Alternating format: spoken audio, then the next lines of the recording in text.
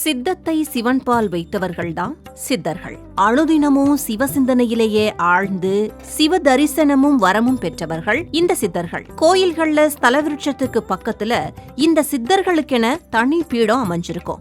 இந்த பீடத்துல சித்தர்கள் அமர்ந்து தவம் செய்யறதாவும் நம்பப்படுது. இதனால கோவிலோடைய சக்தி அதிகரிச்சுக்கிட்டே போகுங்கிறதோட என்ன வேண்டுதல் வைக்கிறோமோ அது உடனே நிறைவேறுமா?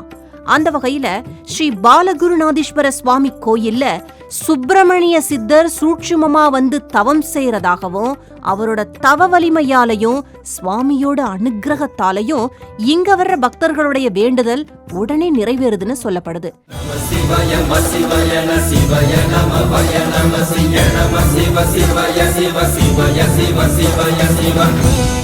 குடும்ப பிரச்சனை நீங்கணும், அமைதி கிடைக்கணும், இப்படி எத்தனையோ பிரச்சனைகளோட வர்ற பக்தர்கள் ஸ்ரீ பாலகுருநாதீஸ்வர சுவாமிய தரிசனம் பண்ணி சுப்பிரமணிய சித்தர் பீடத்துல தீபமேத்தி வச்சு 10 நிமிஷம் உட்கார்ந்து தியானம் பண்ணினா சித்தரோட அருளோட உள்ளார்ந்த ஒருவித மன அமைதியும் கிடைக்குமா?